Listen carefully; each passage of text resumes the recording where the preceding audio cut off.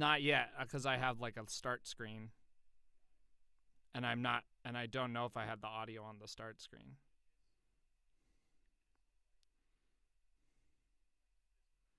To them. Does that look like a dinosaur? Yeah, like does it look like I might be a? No, I think people. I might be a dinosaur to them. A Jurassic Park hat before, so I think it would look like a Jurassic Park hat. Would be their. Well, I'm just wondering if like over the internet it might look like different. More like because it's two-dimensional. People are dimensional. Output is very variable, so it very well might just look like. Psych! I'm not a dinosaur. It was Chris all along. It's a hat. What's up, y'all? Happy July 6th, Park. Hello to all. I'll try to catch up and say hi to all the people above, but I'll mostly say hi to the people who are saying hi now, so say hi. What's up, Caitlin, Alana, Benjamin, Tempest, Trellbotic, Riley, Golden Gazes, Comp Account, QWERTY is my name, Zolzy, Saka's Bangarang, Fly Mega, Pizza God, Felipe, Harper, Estrella, Nicholas, Nathan. What's up, y'all? What's up, Soup Can? Oh, it's a lot of people, and everybody's saying hi. Jack, it says they say you're quiet. They say you're quiet. Can you boost your volume a little bit? Yeah, I just got a little squeaky in my headphones, so I thought I was peaking, but it might just be my headphone. Here we are. Hello. Oh, very pristine. Yeah, that's hitting me in the fossils. We'll get right in there. I miss some people in there. What's up, Max, Conlin, Clan Kit, Ab, Alondra, Jonah, ad name later, Aqueous Boy, Neil, Trailbotic, Half Moon, Jill, the Comeback Kid, Fly Mega, Pizza God. I was trying to say a few in there too. I can read them. What's up, Ramirez Art Jam? Happy July 6th, Park and/or World to one and all. Here we are. We got another one in the Barbasol can. May July 6th be with you. That's a good way to say it. That could work. Hang on. How y'all doing? Did you celebrate today? Really hope y'all had as fantastic of a day as we did. Yes. What a treat. Hey guys, just got married today on July 6th Park, and everything went fantastic. That's fantastic. Everything goes fantastic on a July 6th And Park. it's really smart to get married on a holiday because then you're always going to remember the date. Life hack. I had no idea the date I actually got married. We did like a little like family and friends thing, that like a super tiny last minute unexpected thing, and then we did like legal courthouse thing at samedaymarriage.com. The name of the building is samedaymarriage.com. It's a physical space in a strip mall. That's like cryptocurrency or the crypto.com stadium now. Yeah. So I remember that one because my mom pointed out that it was March 4th, like March 4th to the altar. That stuck in my brain forever. Got it. But the initial thing that we were counting as like, oh, this is sort of when we got married, the family and friends thing that you were at, genuinely late November. That's the thing. You got to anything that is going to have importance or significance in your life, you have to turn into a pun. That's what we've learned. Yes, and ideally, just do it on July 6th because it'll all stick that way. I don't know. /IDK asks, where can I subscribe for July 6th perks? I mean, great segue. Excellent segue. Excellent pun. If we haven't said that before, we should have. That's fantastic. That's certainly happening. We owe this to you now, IDK. Yeah. But there are a number of July 6th perks available. We're going to definitely change our Patreon tiers to involve July 6th perks. At least one month a year. They'll exclusively be. We have a Patreon, which I'll link in the chat and after we're done with this. But basically, that's how we make these. That's how we make our sketches. Is we have like a monthly private live stream there. We have a podcast. We released the first season publicly, but the second season's all only on our Patreon. Yes. And for July 6th Park in particular, we have. I think we have more bonus. This is the longest video we've ever made for July 6th Park, and the bonus content is going to be twice as long. Yes. We have a whole travelogue of the whole Hawaii trip. We have deleted scenes that were in the apartment that just like are like 45 minutes of deleted scenes. Yep. So you're probably going to be like covered for at least 18 July 6th. Also, we did pay for the Hawaii trip out of pocket. Yes, that was not on Patreon. But you did pay for the cane. You paid for the cane. And don't worry, Nick Chris's brother Nick and my wife Lisa shot any of the. Nick did all the hiking stuff. Lisa did any stuff with me and Frankie. All the travel stuff was shot by them, and we didn't pay them a dime. Not a dime. Made them pay their own way to Hawaii. Yeah. Don't I think I worry. bought Nick. No, I think I made him buy me a drink at some point, just as like what an honor to hold the phone at the Haleakala crater in Maui at sunrise. Beautiful. What an honor for you to wake up at 2 a.m. and get on a bus with me. And you left your sandals on the bus. Yeah, so you had to get Craig, the bus driver, to track him back to you. Oh, hell yeah. But yes, that's where all the July 6th perks are. And as Nathan Hunt pointed out, let's not have any July 6th jerks in there. No July 6th jerks. No July 6th jerks allowed. July 6th perks are about. Also in there, we do director's commentary whenever we release sketches, so we'll certainly do one for this. And most of the July 6th Park previous years have been covered. So if you want to hear way more about the holiday and the sketches therein, get up in that Patreon. Pinned it. How are you celebrating out there today? Yeah. What was the what was maybe like? Did you have a themed drink, a themed food? What are the movies you watch? It's also a curious question I have. Does everybody, our tradition, we always watch the first one, and then if it's a late night occasion, we'll roll into a couple. Some years we've watched as many as 4. There was definitely a year where we started in a large group with the first film, then a slightly smaller group watched Lost World.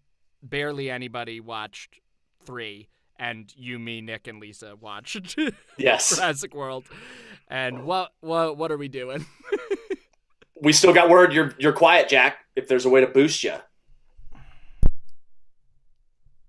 we're gonna go. This might be a prank, by the way. This might be a prank that's getting you to blast everybody else's ears. It's possible. Completely off. Yeah, I mean that sounds good to me. Yeah, I mean my mic. It sounds real nice to me. I'm not aiming it right. This is bad. I'm doing poor VO skills right now. I was very well. To be fair, right before this, all day you've been in Frankie Watch. I have been in Frankie Watch. Where my holiday has gotten briefly postponed. We had a positive COVID in my family. Lisa tested positive yesterday, my wife.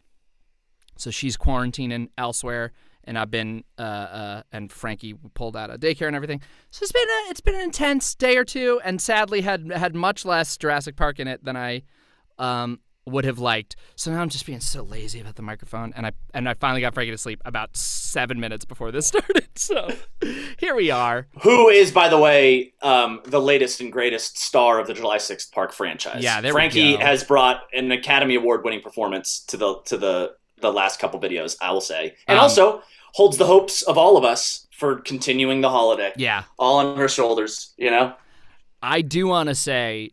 If you've watched the new video, I hope you've watched the new video. We might chat about it some, and we can answer any questions if anybody's got any questions. That part where she cries about Chris, about missing Chris, obviously that could have been she was crying about something else, and I just snuck in talking about. I want everyone to know she was having so much fun with Chris and Chris's brother Nick on that trip. She was loving being around them. He went to the bathroom, and while he was in the bathroom, I was like, oh, since he's just going to be gone for a second, maybe I can get her to say Frankie's missing Chris, which is very in line with stuff she would say. So I just asked, Frankie, you missing Chris? And she just started bawling. Yep, that was 100% true. She just really was so dropped in. She just missed Chris for the 2. It hadn't been 30 seconds yet. And that clip, if you rolled it a little bit further, is me going, "Whoa, there he is," and quickly trying to rally let's come around to this. Also, fun fact: anytime I leave a room with Jack, same thing happens to Jack. That's true. Jack's missing Chris. Yeah. Oh my goodness, Ramsum Mayor. What a love your videos. Huge July 6th Park gift. Are you kidding me? That's incredible. Happy Thank July you. 6th Park. Welcome to July 6th Park, Ramsum Nair. Thank you so much. Oh, wow. Really Wow. appreciate it. I want to send. I want lots of amber to find its way into your life in the future. You know, nature's gold. I guess gold is also natural. That's Yeah, nature's gold. It is gold. pretty naturey. Huh. There's something there. Also, Bobby just popped on as a new patron. Thank you, Bobby. Hey, Bobby, thank you. A little bit ago, Abina said, "Man, I just wanted to know that the video where you switched bodies and said to each other, 'Man, your green looks more like my blue,' made me reframe my concept of colors." That was just a thing that we had talked about a lot, that had been in my brain forever, that I just am constantly baffled by. So I'm glad I've infected you with that. Yes. DFLO Sounds asks, how many takes did you need for Chris running up to Jack when you first got to Hawaii? So what's funny about that is so at the top of the video, if you haven't seen it yet, at the very beginning, we do like a welcome to Julysixth Park in front of the poles where the original gate stood. And it's just me like sprinting up. We had recorded 2 intro takes, and then at the end of the one before, I will usually be like, come on, and then run. I don't know what came over me, but I just decided to keep running. And then Jack had to linger awkwardly while Nick was filming, and then Nick, you can hear him. I had to cut his audio out because he's like, do I stop filming? Like, where's Chris going? What's happening? And then I turn around, and then that's just purely like, at the top is Jack, just like, I totally just like, you not Once sure. You're running back, I'm like, all right, this could be usable. Yeah. So that was a one-take wonder, at least with regard to the running take. But that's what happened. Thank you, Riley. As you might expect, a lot of stuff from specifically the Hawaii out and about footage was not fully planned. There were some things we thought we'd try to get. There was some like wish, like, oh, if we could get Frankie saying Frankie missing Chris, if we could get whatever. But then there was a lot of just discovering and finding stuff and playing. Thank you, Tom Elliott. Sidebar. Thank you, Tom Elliott. Huge thank you. We know that there's probably a huge Dino Nugget shortage as a result of today. Yeah, it's so a that really actually, tough time of year for the Dino molds. Yeah. This is actually a good segue. Unidentified channel asked, did the helicopter pilots find it odd that you both look so sullen flying by the waterfall? Our pilot, to his credit, we made it. We had a great time. Looked to be 70 years old and kind of like focused. Had his arm in 2 like braces as well. Was a pro. Was doing his thing. He didn't seem aware of what was going on in the backseat. We were able to just kind of play around back there. And for the record, 95% of the time was just us going, oh, whoa. Yeah. And then as we were getting close to the waterfall, it was like, okay. We knew that was the bit. But the one other thing that we didn't expect to get was the when we land, there's a little argument moment. And then it just was total serendipity because we had to wear masks in the helicopter, so you couldn't see our mouths. And then as we're landing, it was just kind of like this nudge to each other of like, I guess we could try to pretend like, because originally it was just going to be a jump cut after the look. That scene as through the montage elsewhere. Yeah. And then it was just kind of like let's see if we can fake an argument in the backseat. So we just mouthed we just pantomimed an argument, and then in ADR we just wrote whatever it matched at the time. So we didn't even know what we were saying when we were just doing that stuff. And then we wrote that pretty cool like last week. Idea that happened in the middle of a helicopter flight that we totally managed to execute. What's up, Milk Dramata? Nick Smith, imagine filming 2 people having a shouting argument at the end of a great helicopter ride, and Chris doesn't realize that his mic was working. Yeah, so we said that we pantomimed. So there was a couple. But Chris's like pantomime ability, despite being literally the best physical actor I've ever met, I think it helps him to yell a little. So he was like, I had to get in character, arguing, but then just little like occasional, hey. Abina, it's not much, but when you made the video of the Ocean's 11 montage going all day to all different places, right into my heart, I remember it more often than not. I love that, Abina, and thank you for your incredible generosity. Thank you so much. Wow. Moments between the montage, that might have just funded a whole new sketch, Abina. Thank you. Thank you so much. Wow. I don't know the exchange rate, but no matter what, thank you so much for your generosity. Are you genuinely thinking of starting the Julysixth Park because I will apply for a job there? I think that might be a bridge too far. Sorry, Chris? Bridge, though. That might be cool, like a bridge into the park. To have a bridge. Maybe Qwerty is my name could be like the bridge operator, right? It's a drawbridge? It's a drawbridge, too? Yes, dude. How are you going to keep the dinosaurs out? Oh, my God. How are you going to keep the dinosaurs out? There's dinosaurs in July 6th Park? They're not real, dude. They're animatronic, but they're actually the normal size of dinosaurs moving around. And to be clear, they're to scale, and they do have AI, and they have AI put into them. They are dinosaur robots that are indistinguishable from the real thing. But I'm not playing God with DNA. Okay, good. Failed on, thank you so much. Love your content, keep going. We certainly will. We currently are. We've got a bunch more in the pipeline, and it's all possible currently, legitimately, all funded through Patreon, unless we're just wanting to go to Hawaii and we pay for a trip to Hawaii and then shoot stuff while we're there. We've shot 2.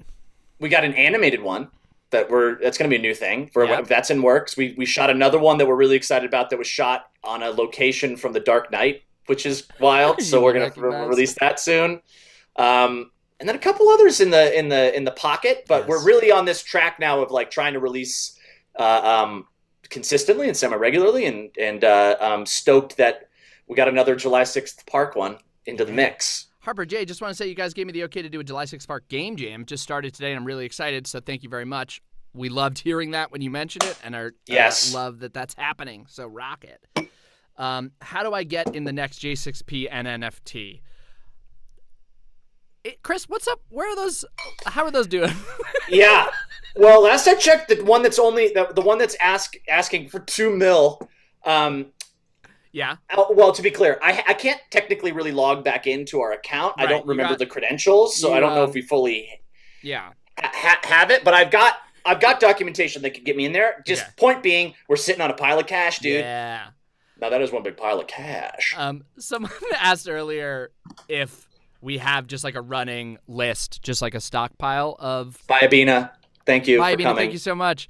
If we have just like a running list, a stockpile of July 6th Park puns and stuff, and I want to say no, even though we've been doing this for 6 years, like the joke of a July 6th Park was like deep into brainstorming for this sketch, and July 6th Spark was a joke in like a rewrite.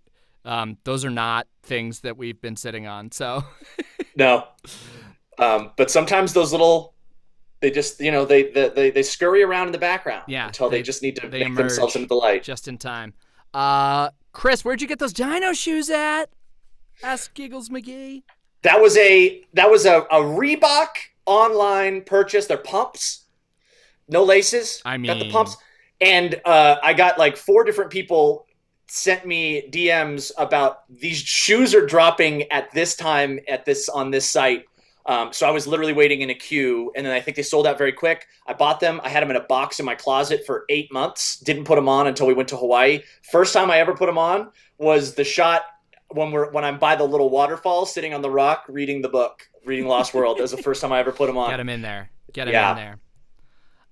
Joshua Knights, it's now 200 Mexican dollarinos, but absolutely love your sketches. You always bring a smile to my face. Long live July 6th Park. Kisses and hugs. Thank you so much, Joshua Knights. Chris, thank you. Then you wore them the entirety of the Airbnb stuff because they were safe. Yes. They weren't out in the wild at that point. Correct. Can we let people in on the secret there? Sure. Here's the but secret. Don't let them, but you guys don't tell anybody, right? This is filmmaking Here's magic. The secret there, and this was planned from the beginning. We were like, we'll go to Hawaii, we'll get all the stuff, we'll shoot all the Hawaii stuff, and then we'll set it up that we have to go back to the Airbnb to talk. And then the Airbnb we shot in Los Angeles. Or in LA. And you know what's kind of crazy about that? That's Jordan Riggs' house. We had to, and then we filmed that part like a month and a half after Hawaii. Yeah. So that meant that we had to be really cognizant of having facial hair the same. Had to reshave. And being able to actually shoot that portion because we had all of the Hawaii stuff in the pocket, and then we were it was getting close to July 6th Park, and we still hadn't shot the apartment part. And I got COVID like a month ago, and so we had to delay. And it was like, man, I really hope Chris doesn't get COVID. And I didn't. He didn't. I didn't. No. Also, we intentionally set it up in that direction and with that sort of timeline so that we could see Dominion. Yes, exactly. Before shooting that portion, because I'm just peeling all back the curtain. Jack, I feel like we're freewheeling at this point, so might as well just give away your social security number. Okay. While you're at it. 069. No, don't. This is not. Nice. It's we actually were in Hawaii around the Easter time. Mm-hmm. We shot it at the beginning of April, and then we were like, we'll wait till Dominion comes out before we shoot the interior stuff so that we can make references if we need to. Make any jokes, whatever, have the opportunity to riff on Dominion. And my favorite VFX shot that has ever been done in a Chris and Jack sketch. And yes, if you're longtime friends of the channel, you know we got some friggin' awesome VFX stuff. We've done some sketches that are really built around full VFX character stuff. I mean, just some awesome stuff. But Lane, who does some VFX for us. Lane Carter, shout out Lane Carter. Has a TikTok as well. Check him out.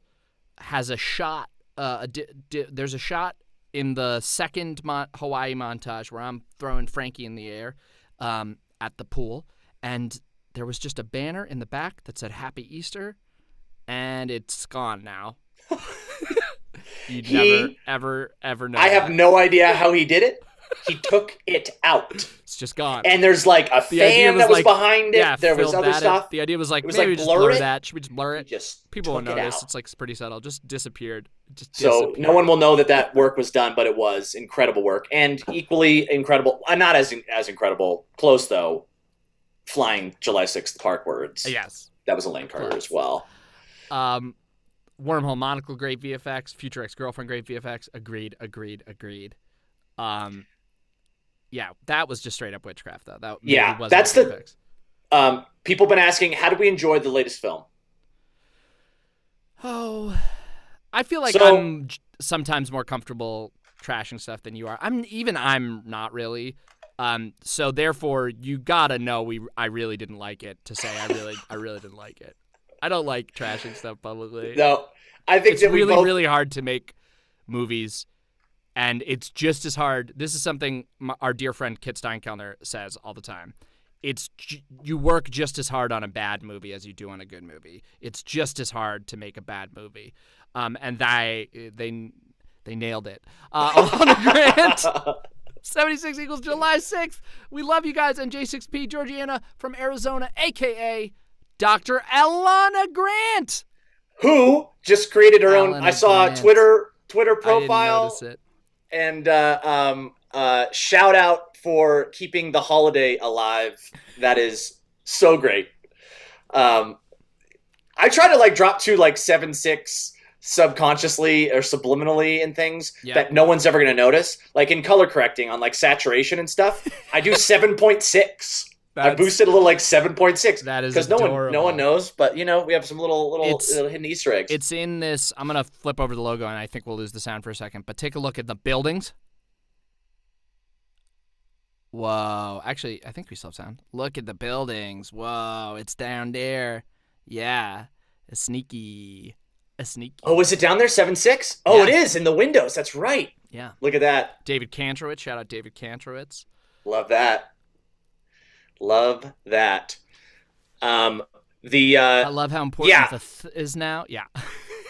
It's actually it's broken my brain, and if I try to discuss the film Jurassic Park, I just call it July 6th. July 6th Park. I can't do it anymore. That's how we talk about it. In my brain. Here's the thing I'm gonna say about it. I watched Jurassic Park today. Literally finished it right before I came down here. It's always good. It's fantastic. And I don't understand it. And I think about this a lot. And I'm like, I think there are very few things in the world, and I'm completely biased, so I'm going to start there. Mm-hmm. There are very few things in the world that I think a majority of the people can agree on. And that's a thing that I feel like a lot of people can agree on, is that Jurassic Park is good. Oh, for sure. And if we all just I think July 6th is a real day of unity. I think it's a real time for all of the Alana Grants and us to come together. It's so good. Around the original film. Around the original, to be clear. And I also love The Lost World, even though I get that it's Lost World, got love some it. Sequel problems, but it's great. Yeah. And there are parts of 3 that we like. Yes, there are parts of the first world that I didn't mind. My big actual opinion on Dominion is one of my critiques of where the franchise as a whole has gone, which is Chris and I talk so much and think so much about genre, and this is one where just the movie has lost all sense of the original film's genre. It's it's a like creature horror film. It's about being trapped in scary spaces with monsters. And the new one is a like global thriller largely. Like it follows the structure of like we're in an international thriller. We're cutting to all the different people, all the pieces like coming together for this big geopolitical thing. And it's just like, I don't know, you're not set up well for that. Like, I don't know. It just doesn't use a lot of the stuff that makes it fun, and it ends up it's just like a kind of a bad version of that. And then there was some the raptor chase sequence. It went Fast and Furious. It's super cool. It went Fast and Furious. Yeah, it's weird. It's just a weird decision. Also I feel like give I would love the opportunity to do a reboot at some point.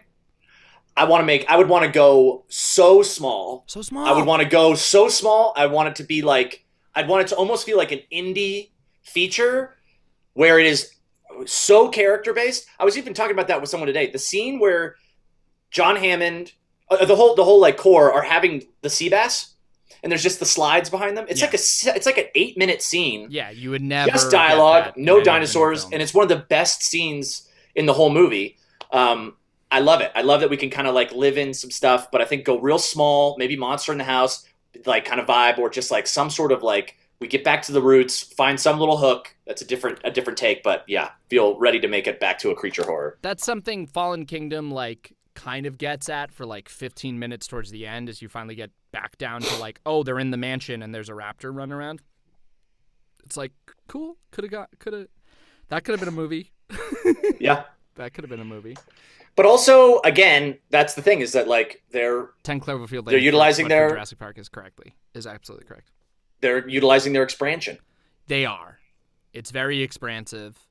Water dinos on a boat. That's good. Jaws meets Jurassic Park. That's not a bad idea. JP Jaws. Love that. I love that. Love that. Hi, Trailbot. We got a new patron. Thank you. Thanks. This is great. Welcome aboard. Welcome aboard. Typically, if we do a big public live stream, we'll do an after party on the Patreon because we do monthly live streams on the Patreon. So sometimes we'll fold those in together. Sometimes they'll be separate. This month we'll be back later in July on the Patreon. So if you're enjoying just a chill hang, we do these every month. Get in there. I'm curious. What your favorite moment in Jurassic Park is, Jack? In any of them?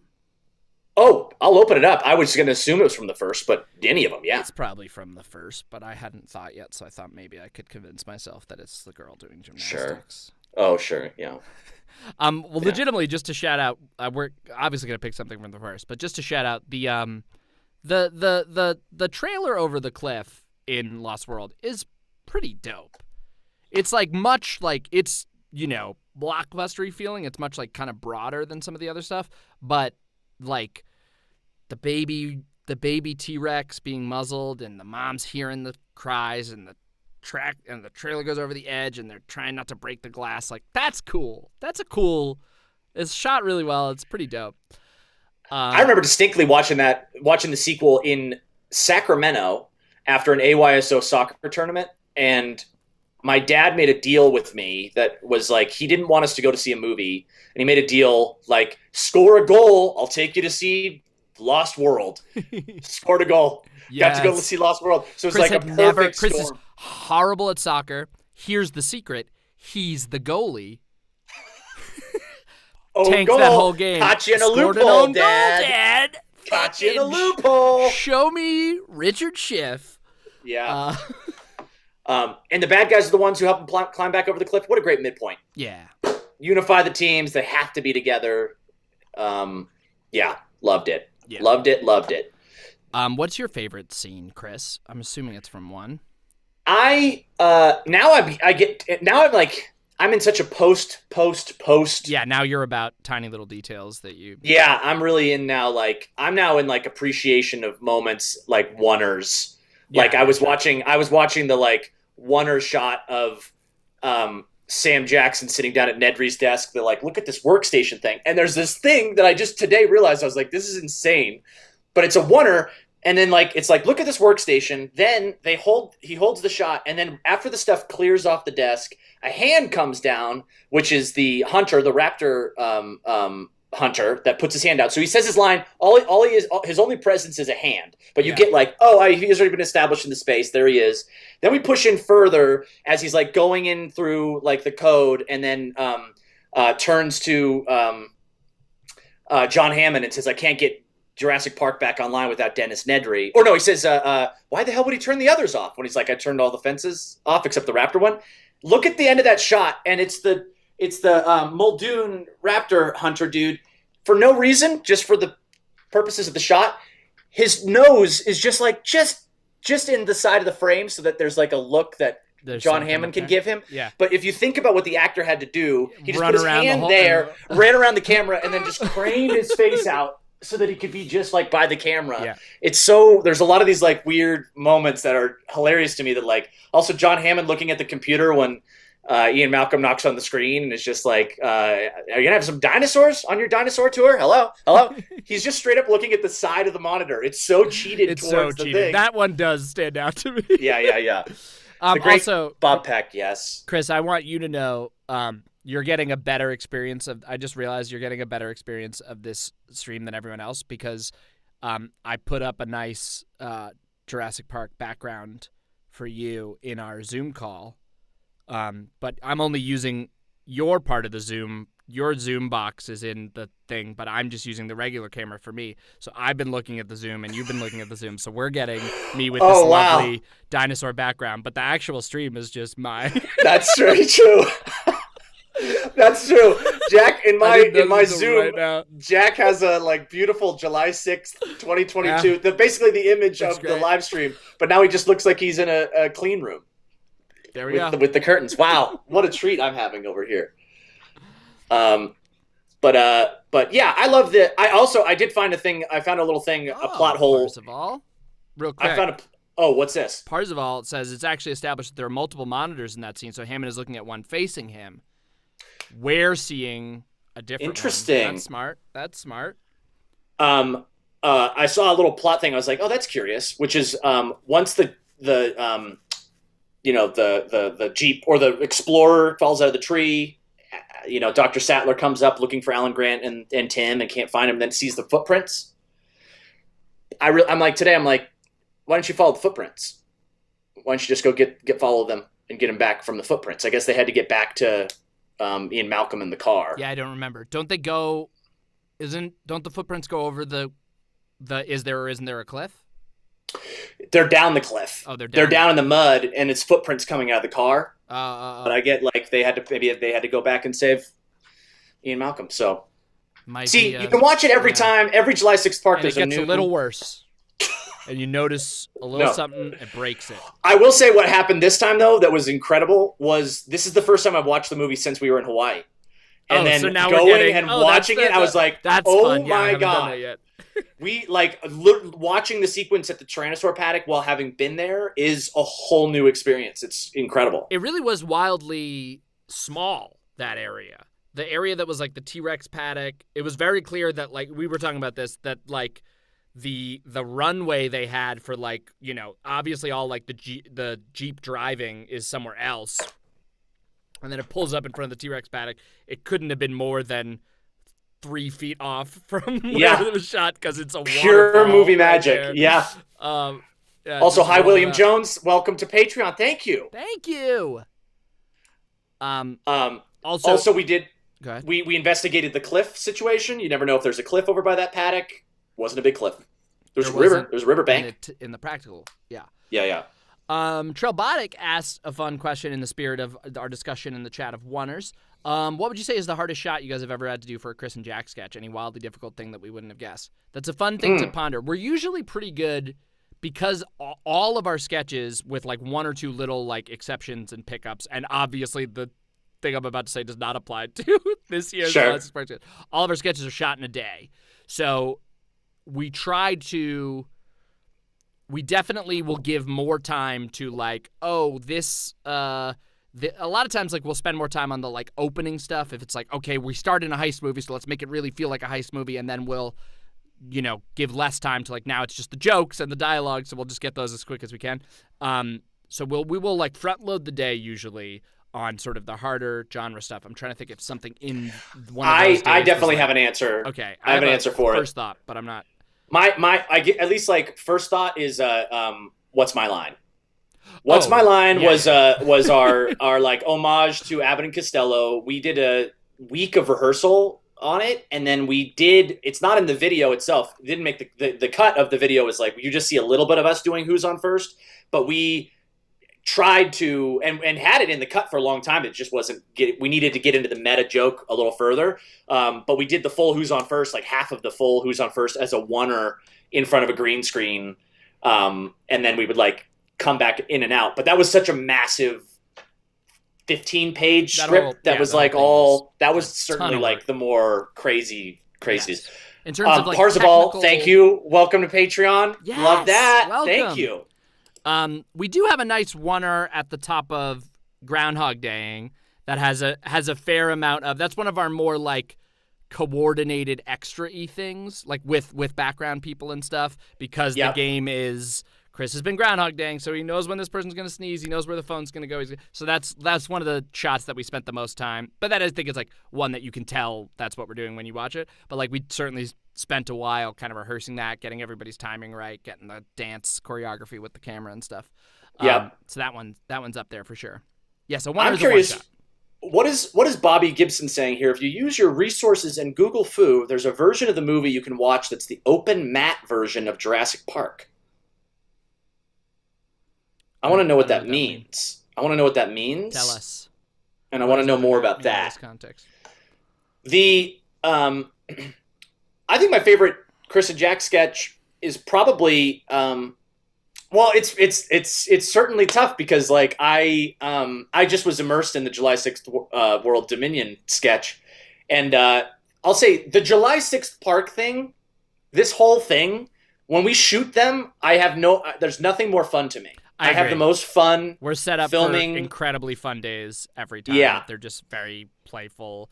We do script them out quite tightly, and we get all of that, and much of that is in there, but then there's, the most improv in any of our sketches, I would say, of stuff that ends up in there is probably in these. We always shoot them 2 cameras so that we can intercut so that we have both sides of the improv every time. So it's so playful, and we set ourselves up for that and really relish it, and you make me crack a bunch, and it's a fun time.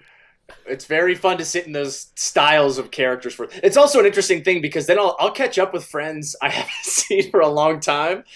And what's interesting too is that, like, granted, yes, that's a version of me in these, but then I'll catch up with some people and I think that they think I've kind of got off the deep end a little bit. It's like, everything okay, man? Like when we did the mind wipe sketch, and then I released that little, like, there's a bonus thing in the description, which is like Dave's, like, I was abducted by aliens video or whatever. I posted that to Facebook or something like that, and then no joke, some people reached out to my good friend Sean, and then basically asked him on my behalf, basically like, is Chris okay? I think he's like really talking about UFOs. Was he abducted? What's going on over there? It's like, wait, no. This is getting too meta now. This is the comment it's a bit. section on that video also. That was rough. I wasn't sure what was real or not. What was going on? So they're saying there's a super wide open mat cut, like you're like wider image. Whoa, that's cool. So you could like see you could probably see like boom mics and stuff, or like edges of. Oh, that's cool. I'd love to see that. Also, great question from Pat Rick. What's your favorite sauce to eat with Dino Nuggets? Are you a classic ketchup guy with your Dino Nuggets? I'm usually more of a barbecue sauce guy. And I go ranch. Wow. I'll tell you what though. Ketchup. Yeah. I'm not a huge ketchup guy, to be honest. In general. I kind of had my ketchup phase, and I think now I'm like, well, if ranch is on the menu, if we got mustard over here, that's kind of more my dip zone. Also like Chipotle stuff. Love a Chipotle sauce. Like a Chipotle barbecue. I noticed maybe more like a Chipotle aioli. Oh, sure. I noticed you guys have a lot of jokes about pronunciation. Is that something you squabble about while writing too? Yeah, that's interesting. Maybe I've thought about that, but definitely like I'm immediately thinking of on the most recent like pilot script we wrote together. We spent we had so many conversations about a specific character's name, specifically like we agreed out loud what it should be, but it was like, it's an alien character, so we need to spell it in a way that makes you read it out loud the way it is in our brain, and we were just so like back and forth on which one's what typography will make it read right, and then we ended up changing the name a couple of times to things that we thought would read better. So we do fixate on that stuff a lot. Yeah.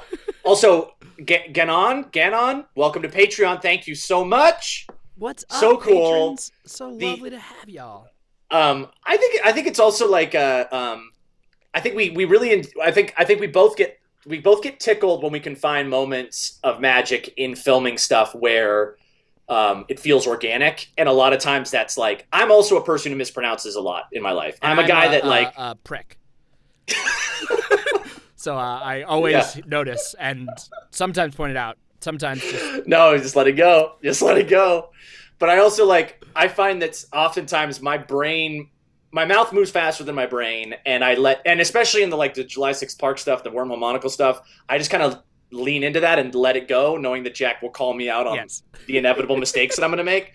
But I think there's also that element of when you're talking at each other, a thing that will happen is you're going to mispronounce a thing or mess up with the thing, and we latch on to mistakes that then can become it feels like that just happened for real. Yes. In that it's in that also moment. Just one of my favorite things about improvising with you is you are very willing to not have it yet and just be talking. And this is genuinely a compliment. You're very down to be free and open braining while improvising. So it's you'll just start saying stuff, and sometimes especially in that character. I've also seen you improvise as a smart person and not do this, but in that character, you're so down to just let it flow. And it's one of my favorite moments in the new one is you quibbling about amusement park versus theme park, and it's gonna have experience and just losing and then no steam, and you have no idea where that sentence was going. And I think it's so beautiful. It's such a moment of pure vulnerability. Yeah, that's just kind of here I am. I have nothing else to say. I made my argument. But that's probably a result of us. That leads to the word parsiness. But I think we do love language and figuring out rhythms, and that's a big part of it. In an average sketch, what percentage of it ends up being improvised lines versus scripted lines? I would say the percentage of improv is way, way higher in these than in anything else. I'd say a lot of our more complicated sketches will be probably in the 90%. In basically every sketch, we will try to leave ourselves some areas where we know we can play a little or alt a little. And when I say alt, I mean we'll go that's a joke. That joke works. We have it in the script. We know we're going to get that joke, but we're going to have a couple of other little ideas of jokes that could slot in there. And then we'll just try stuff and we'll see what comes in. So there are some where it's just a couple of little areas that we leave molten and play in. And then there are some that we know we're going to want to play a lot and improvise a lot. So we'll often shoot those with 2 cameras so we can be really free with it. But the biggest thing I'd say is, hey, not to keep plugging the Patreon, but we always on Patreon release our shooting drafts of scripts. That's available on Patreon. You can get what we went to set that day intending to shoot, and so you can line it up. You can take a look. You can see, give a little side by side, spot the differences. Junior asks, I'm gonna go JR. 2 capitals. 2 caps. How did you come up with the July 6th holiday idea? Also, Rasputin says, "Happy July 6th Park. Appreciate you both for laughs. Appreciate you." Thank you. And Thank real you. quick, Riley, gonna head to bed. It's getting July 6th dark outside. Love. Great. Oh. How did we come up with the idea for the July 6th holiday? We, at a point, I'll set it up. Yes. Then I think you could take it. At a point on the channel, we were releasing first Thursday of every month. That was our gimmick when we first started. We're sketch a month, first Thursday. We just picked arbitrarily. Looked ahead at the schedule are there any date-related things that we could start to look into? One of which, that's kind of how Groundhog Day happened, because it lined up that a Thursday was on Groundhog Day. We're what would be our Groundhog Day sketch? wrote and it for that is that. one of my favorite movies of all time. So it really lined up. And then we saw that May the 4th was on the calendar as like, our first Thursday would be on May the 4th. So then we were driving to Palm Springs to go and do a little writer's retreat to write a different pilot thing. And then on the way, we were just kind of brainstorming on like, what would be our May the 4th sketch? What's our Star Wars sketch? And then we were both sitting silently. And then we were like thinking in Star Wars. And then I ballooned up and asked the question, what would be our May the 4th be with you? To which Jack immediately, as if divine lightning bolt came into his brain, no other options, no other hums, no hem or hawing in between, said Julysixth Park. And then we both looked at each other and were like, that's it. That's Jack it. came up with Julysixth Park. It was because I knew I did immediately go to, well, it would have to be, I know that like your intent, the film that inspires the most intense fandom out of either of us is for sure Jurassic Park, and it's also a favorite of mine. So that was like an easy, like, well, it would have to be something Jurassic Park related. And then I had also been, I'd been a huge Jurassic Park fan from the beginning, and but yes, once you lined those 2 points together, so yeah, I am the grand architect of. He is the Julysixth Spark. Yeah. Ugh. Also, to pull back the kayfabe curtain, I do like the holiday. It is fun. I did legitimately like, to me, the bit of that first sketch was, I kind of think the concept of a fan holiday is quite dumb. So, so it did, so it has ended up being like, I'm not very committed to the thing we were making fun of in the first place, but it's really fun, and I have a great time. It is, and it's been. And what's the best thing now is that like, it is fully eclipsed from what was a sketch concept into a true joy. Absolute, I am 110% in. I love it. I absolutely adore it. It's my favorite. Arguably my favorite day of the year. It is, and then a real yeah. as well. And what's so great about it is that anybody that wants to celebrate it too has to be put into our shoes, where you have to pitch it to your friends, to people, and you have to, and say then you have to be the person. Yeah, you have to be the person that gets vulnerable to the sixth. Yeah. Has Universal Studios given you 10% yet? No. Well, they got to wait for the whole. They have to wait for the whole. Now that Dominion's out. Yeah. Now they're like, we can keep all our receipts, and then it's just one lump sum. We know what the whole franchise brought in, so 10% is easier to cut up. By the way, now that so if you've seen the sketch, you know that this one is intended basically as our little series finale, knowing that we, as everything gets rebooted, we leave forever open. A little reboot. But in the spirit of your saying, like, you love celebrating it and whatever, next year, we're free now.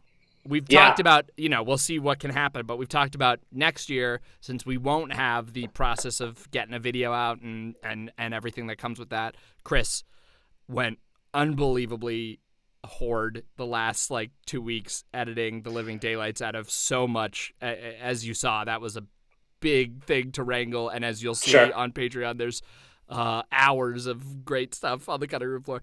But next coming year, soon. The Patreon stuff we're releasing later in the week. Had to get this out in time, but it's coming. It's coming. But also, hi Corey A. On the Welcome plate. to Patreon. What's up, Corey A. and Patreon?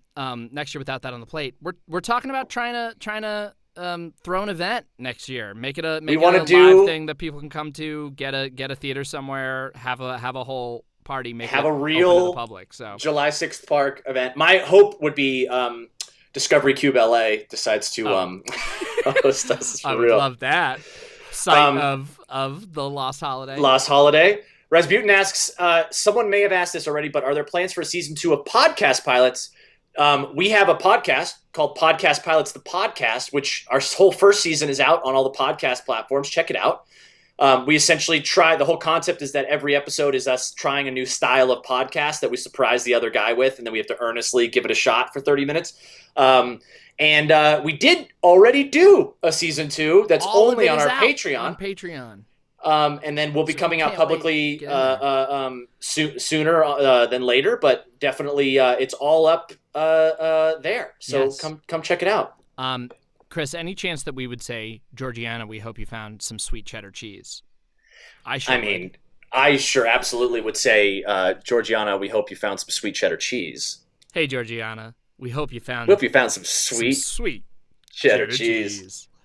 I would love a live show, though. Yeah, let's do it. Let's all do it. Would we be charging $130? Probably. 135. By the end of that sketch, it's $185, I think is what you was indicated. If Japan is open next year, their Universal Studio still has the original Jurassic Park River Ride. You got to try a bit there. Maybe that's where we have our party. Oh, man. Maybe we all meet there. International. Hang on. Hang on. Get it back. Is that July? I mean, that's truly July 6th world, right? Yeah. Going international. Then we'd have earned it. I want to say. Hang on. Also, if the world had been more open last year, we very well may have only made 6 of these. Because going back to when we made Not Fallen Kingdom, the 5th of these videos, we already had the idea to go to Hawaii, because we had lined them all up with the films. We knew Dominion was supposed to come out. I was going to a convention in Hawaii, so I was already planning on being there in like May. So it was like all lining up, and we were like, maybe we go next year and we go to Hawaii and we shoot at the finale, and we already had the roughest outline of the idea of like, and we released the holiday into the wild. And then that couldn't happen for travel reasons, obvs. And then we ended up making J6PN NFT with then the plan of like, as you can see, since we end that one, we were firm committing to ourselves. We're definitely doing it next year. We're making it happen next year. So that was sort of a fun little bonus kind of July 6th Park here. You know, it's kind of the best thing that came out of COVID was J6PN NFT. One could argue. Wouldn't have gotten that without. Yeah, definitely. That's huge. Yeah. That's huge for us. Yeah. We should probably rename that one July 6th World Dominion Part 1. That would at some point. Because then it's like, here you go. These are connected then it enough. all lines up, yeah. Also, at this, just to say it, at this, Jack did go to a con in Hawaii in April, and Kauai Con, which is a confusing name because it's not in Kauai. It's Kawaii, like cute in Japanese. It was in Honolulu. It's like the anime con that I was there for, largely for some Avatar stuff. But we got it while we were there. Got a little July 6th Park. Someone raised their hand, and then asked about July 6th Park, and then and I was there with my brother, and we just shown up because like we'd merged again after filming all the other stuff in Kauai, and then literally I arrived in a July 6th Park t-shirt to watch Jack on his panel, and then someone brought up July 6th Park, and it was so surreal because then everyone like turned, and then Jack put me on the spot as I like kind of stood up, and everyone applauded. It was just this really funny thing. We both signed a VHS copy of The Lost World. Never felt more famous in my life. Yeah. Jack has had this in his life. I'd never had anything like that before in my life. It was amazing. But that very nearly, that was in the cut until very. It was very close to being in the final cut, but it is definitely the bonus cut. You can see us at that con. Tough to explain. Yeah, it was very in 5 seconds. It said like, "Why is Jack? Why on is a Chris panel signing in a this? VHS? Hang on, who cares about this?" Yeah. It was a fun. It was by the way, just the trip of a lifetime. It was like so fun to. It was just a really fun thing to like have as a mission while on a trip because it meant we made so many fun plans just with the added thing of like, oh, we'll get this for the thing, and then also like picking where to go to a restaurant. It's like, well, let's go to a place with an extra nice view so that we could get an extra shot of me for the sad mod, whatever. Just doing all that stuff. Should we go on a boat? Yeah, we should go on a boat so we can get me like looking out wistfully at the, It just was a very cool prism to be. It was a very fun thing where we would just quickly decide to do some bits at any moment. Very fun. It was a real say yes to the life. Probably quite annoying for Nick and Lisa. No, just really. Enjoy the sunset though, Nick. We got to film. We got to shout the words like, to the sky. You enjoy the sunset a little bit, but you need to get us enjoying the sunset is what's important. We made everybody Instagram boyfriends. Yes. Has everyone recognized me as being a blue man? No. funny enough, no. But you might. I'm going to go do some Blue Man shows in Boston. I don't know if anybody's in Boston. there in I'm doing Boston shows. I'm going to be doing shows from the 14th through August 1st. Come see me do Blue Man Group in Boston. Question, is Chris genuinely way more into Jurassic Park than Jack is? Yes, but honestly, it's one of my favorite movies. It is just kind of the nature of, like, Chris's ability to be into things. Oh, sure. Just, like, sincerely, Chris, like, it's difficult to state, like, we've talked about this in some July 6th Park stuff before, but you, in high school, one summer, built a little replica forest so that you could watch July 6th Park through some plants every day for the summer with fog machines and lights. Also, I love how you just walked into your own trap. You called Jurassic Park July 6th Park again. No. As in, I watched you. Well, the way you described it was like, say, you built up your own.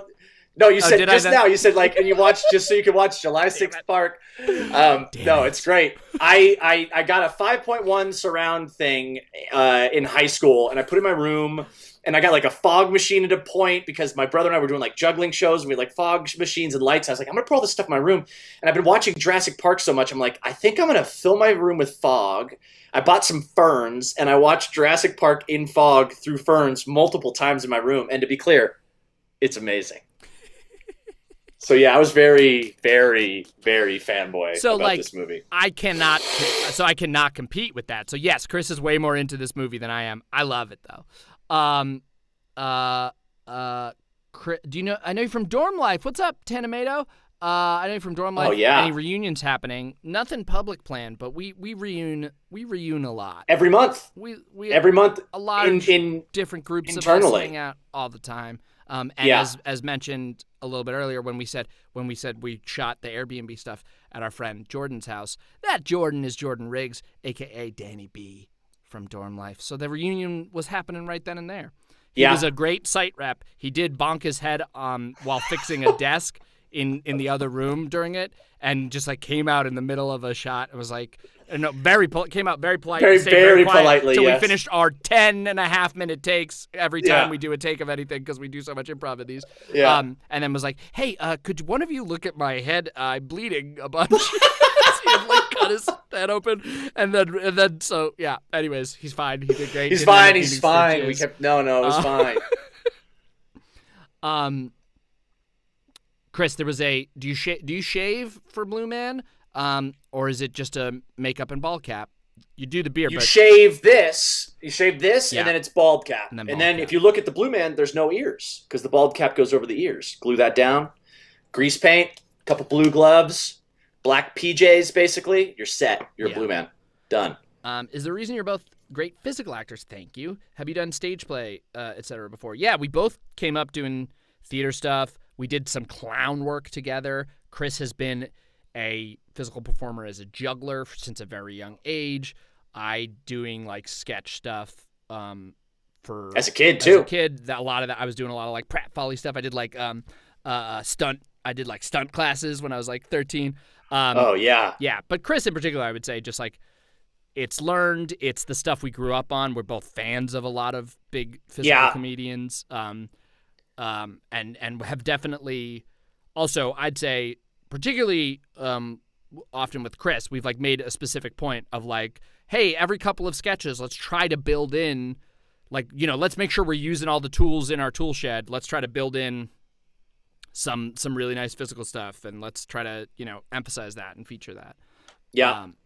And again, yes, Jack, all that. Yeah. Throwing that out there. Was on sketch, that. Was on all that. A Nickelodeon. lot of pratfalls. I was very into. They hit me at a time where I was just really into pratfalls, really willing to hurt myself, like to the point where I'm sure I've told you this. At the end of the first season, I was on all that. I had been bothering the like props department all season of like anytime we had something that was like meant to break, I would be like, if you have any extras, whatever. If you have any extras. So like at the end of season 7, which was my first season on all that, the props guys took me out back and just broke vases over my head. I was like, thank you guys so much. This is so much fun. It's just like, what? It was just like two. They had like two that they were, because like I did it a couple of times in sketches, but then I was like, they had one that like, I think it was one that they made to break over Kyle Sullivan's head, and I was like, that one looks so cool, that's so fun. If you have any extras, and like they waited until the end of the season, like till we were like going away for hiatus, and they were just like, anyways, I shouldn't. Oh man, I want no. That brings me a lot of joy. I just want to get like a bunch of sugar glasses now, and then us go into a back parking lot and just freaking smash them over each other's heads. Sugar glass getting broken over your head is so satisfying. Although I did get a pretty bad one. The prop masters doing it, they're excellent at the positioning or whatever, but sometimes we were 13-year-olds breaking them over each other's head, and there are some spots that like structurally are important that they are like a little firmer. Sure. So the bottom of like a clay breakaway pottery thing is actually quite I'd imagine sturdy. And so, do you think that's what Jordan was doing at his house? Maybe how he busted his head, practicing breakaways. Just busting breakaways on his head. So I did get bopped pretty hard one time, and it didn't break, and I just like staggered really bad. Oh wow, party's over. Yeah, but as always, as a child actor, it was like, okay, and then when is he? And now he's good. Okay, let's break it. We're good. Fire it. Oh God. But hey, man, it lives on. It lives on in infamy. Hey, Jack, are you going on the Avatar podcast soon? Your last one was in May. I don't know. I have recorded one that I don't think has come out yet. I don't remember. Oh, interesting. What the May one was. I think. A little tease. Was the May one the like fun trivia day? Because that was super fun. And then since then, I have done a season 2 episode with them. Someone asked earlier, by the way, are we going to do any more Avatar: The Last Viewer, which was the winner of our season 1 of podcast pilots. Yep. We could circle back for an episode 3 at some point. I agree. I think there could be a mini series in there. Yeah. Do blue men count as honorary water benders? That's a question I have to ask you, Jack. I mean, because we're drumming on water. You know, there's like kind of bending it. I like it. Yeah. Yeah, I like it. It's canon, everybody. It's canon.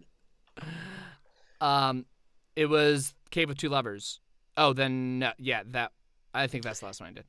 Maybe more frequently uploads. Love that. We always want to be making more. We want to be releasing more. Our current model is such that like we definitely strive for the things that we're proud of. We put through our process, and we do a lot on either side of it, so it really does require time and energy and effort. And so we've kind of found now we've landed into a model where it's kind of like loosely every other month is kind of what seems to be sustainable for us now. And so, but you know, that's really like where the funds meet what we can produce, and you know, maybe it crests where we're able to like have more money to budget to build these things. We can say no to other side jobs that we need to obviously take on to live. So that's kind of where we're at, but we're feeling like we've built out now at least a model that there is a base level of consistency. And we definitely want to ramp that up more as is possible. And also, it only gets more possible when we got another patron named James McDuffie. What up, James? Thank you, James. Hi. We got Carrie Carrie Seats, Seitz, Carrie Seats joined as well. Thank you. Oh, yeah. Sites, man. Thank you. Sites. Again, I'm bad with words. We've established that earlier? And I'm names gonna and call words? it out. Call it out. She's a prick. Any collabs planned in the works? Nothing that's already kind of in the banks, but what we do when we have had collabs in the past, we actually went to this thing called Bufferfest, which is this YouTube forward YouTube creator film fest that got delayed for COVID, but we're going back to this September. We're very excited to go back out there. We're going to be premiering a brand new sketch that may or may not have to do with a character coming back from the Mind Wipe series. Oh yeah, someone asked if Dave would be making a reappearance anytime soon. Dave from all the Alien sketches. I don't think Dave is making a reappearance, but just to say out there, that was a place that's where we met like Jack and Dean and Dom Farah and a lot of that community was fostered through Bufferfest. We're going again, and who knows, we might on the other side of that strike some new collab opportunities. Would be awesome. Yeah. Hey guys, since I know you're reading, I just want to say thanks for being funny and cool. It brings joy to watch you and your productions. Much appreciated. Add that name later. Yeah, you got it. Add name later. You got it. Jurassic Park Jeep or Jurassic Park Explorer, Chris?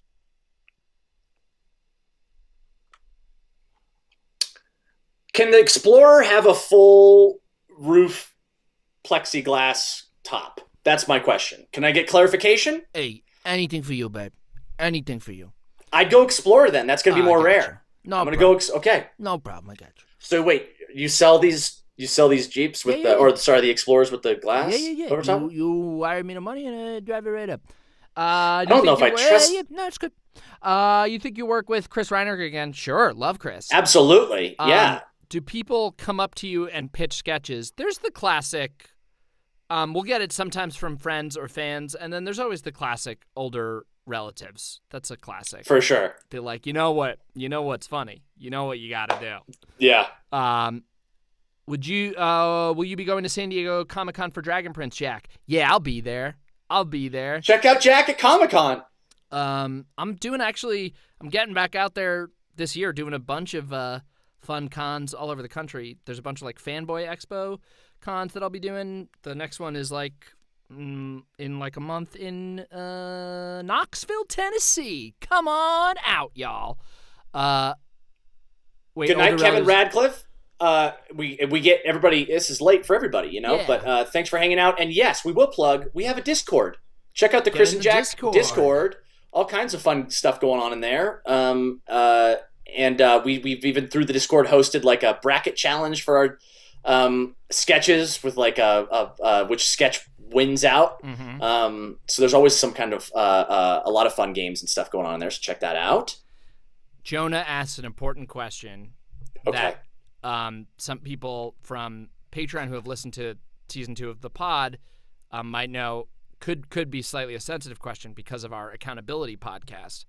Jonah asked if the 4-ball juggling record is getting broken this year. Also, you'll notice the walls.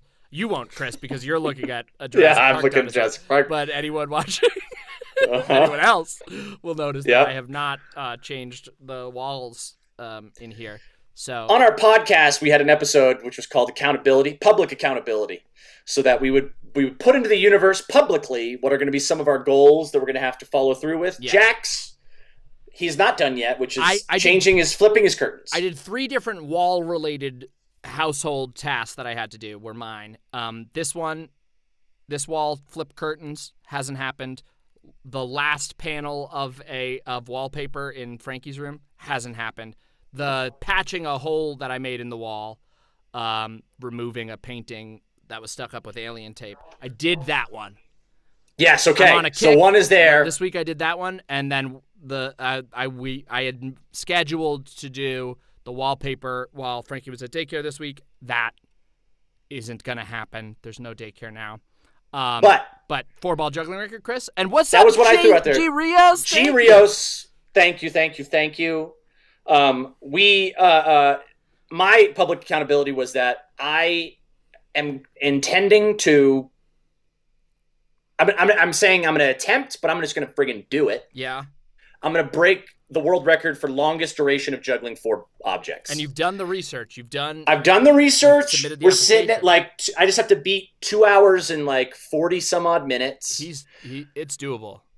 3-ball, we did that. We did the fundraising live stream. I got past 3 hours with 3 balls, so I'd already broken it with 3. I did a dry run on 4, and I got to 2 hours. So I felt like it's really in my zeitgeist. So here's the answer to your question, Jonah. Yes. Stay tuned. I'm thinking October. Okay. I'm thinking October. I think that's going to give me a nice little ramp up to get back into it. But honestly, what's so crazy is that one of the it's a very, very scary pattern. Mm-hmm. But one of the hardest parts about breaking a world record is just doing it to all their damn rules. Yeah. Guinness, I actually formally reached out, and they're like, cool, if you want to do it, here's all the stuff you got to do. And then it's I have to have 3 witnesses, 2 of whom are counting the catches. Another one that's doing a stopwatch. There has to be a juggling expert that can verify that, he's still juggling. Then there has to be. And by the way, the counting the catches, like you're not going for a most number of like. No, I'm going for time. That's still. And important. then there's a you have to have a camera that records the whole thing, and then you have to have a slow motion camera recording the whole thing. But I don't know if you guys know much about slow motion footage, but that adds up as huge file sizes. And then doing 3 hours of slow mo. That's the hard part of the record. So if anyone knows how to do over 3 hours of slow-mo footage recording and then being able to use that. Prove what? Like, what are they thinking they're going to catch when they slow it down? Oh, that time he only had 3 balls? Yeah. I don't know. Can Jack also be there simultaneously getting a record for watching Fred juggle for the longest time? I mean, it's worth an email. Yeah. But imagine how many people are going to have to watch Chris juggle and count my blinks. Oh my gosh. God bless the guy who has to watch the slow-mo. Yeah, because it's like there are regulations about like how many can be in a hand. Like how many have to be airborne. So like they're literally going to be frame by framing. Like does that leave before that falls? Is that what is going on? I don't know. I mean, maybe there's a version where it's just like the one shot, and then I deliver a file that's like, here it is at 24 frames per second, and then here is that same footage I just did slow motion. Like I did, so it's jittery, but you still get the slow-mo version of it. I don't know. So that's why it's going to be hard. I guess I just have to save up enough money to be able to afford the hard drives to put all the footage onto, I think is what is delaying me right now. And to hire some ball counters. Yeah. So if anyone wants to be some ball counters out there, let us know, please. Does Frankie have a favorite dinosaur? That's a lovely question. Not yet. They're all dinosaurs. Yeah. She is definitely into dinosaurs, but so far they're just all dinosaurs. A dinosaur. And dinosaurs also often interchangeable with monster. A monster. A dinosaur. So. Also, I was like, it's funny because like a watch pot never boils, but then when I was like editing this sketch and then watching the NFT last year's, Frankie's grown up a lot in a year. It blows my friggin' mind. A year. We shot that like 2 months earlier than we shot the last one last year. So that was that was less than a year. Oh yeah. And she's very chatty right now. She's very she's just really enjoys narrating what she's doing. It's pretty adorable. You have I have the possibility of calling myself a ball counter. If you want to sign up for the job, Casino Man, count some balls. Can't believe they already caught on to your plans to replace your real body with the Chris juggling robot substitute, which you will notice in slow-mo. Certainly, that's where they get you. They get you with the joints. Slow-mo. Yeah. Hi, new patron Chris. Thank you for joining. Thanks, y'all. This is great. This is lovely. This is more. This does it all. Dom Farah in the house, everybody. Oh, what's up, Dom? We were talking about you just a second ago because we were talking about how lovely of a time we had at Bufferfest, meeting so many fantastic people, and how excited we are to go back. Dom asks, how about a good old-fashioned Marry F. Kill? Each other's sketch characters are all Jurassic Park characters. Let's try Jurassic Park. Jurassic Park characters. There probably are some easy kills, right? Like I'm just like I would go immediately to the people that get killed in Jurassic Park, but because you think like they were destined for it. I am Final Destination. I feel like that's kind of where it's going to happen. I'll just jump in there and get rid I'll do Gennaro. You know, you gotta get the blood-sucking lawyer out. Yeah. No. Who's your Marry F. Kill, Jack? I mean, do we just do? I mean, you could do a whole franchise if you want to open up the box. Let's limit it to somebody you could reasonably call a lead in one of these films. Okay. I think Mary is kind of easy, but it's because one character fully changes characters. And the easiest character to marry is Lost World Goldblum. He's certainly entirely different. Ian he Malcolm. Gets very domesticated. He's so nice. Yeah, very nice. Such a good dad. Yeah. He's all, and you still technically, you know that he's also still like real, like sexy in leather jackets. I feel like though, genius, wait, maybe is it? Wait, hang on. I think there's a better version here. Okay. Is it just Mary F. Kill Jeff Goldblums. Yeah. You marry Lost World Goldblum. You Yeah. fuck Jurassic Park Goldblum, and you kill Dominion Goldblum. Dominion But Goldblum, I mean, Dominion, guess. But he was the best part of Dominion by far Goldblum. the best part of Dominion. So then you're just stuck. No, okay, so maybe you marry Dominion Goldblum because he's settled down, but he's still kind of like, getting up to like his old antics. He's a fusion of the two. So I guess you kill Lost World Goldblum. Marry the blood-sucking lawyer. Also, Pat points out you have to fuck first film Goldblum so that he can say "must go faster" to you. Certainly. So I think that's it. Of I think we're course. killing Dominion Goldblum. Yeah. No. We're killing Dominion Goldblum. We're marrying Lost World Goldblum. We're definitely marrying Lost World Goldblum of all possible. Yeah. Marry the Locusts, Troboticus. Hey. It keeps the relationship interesting. Mary F. Kill the T-Rex, the Indominus Rex, and the raptor that says Alan. This is a side riff that we.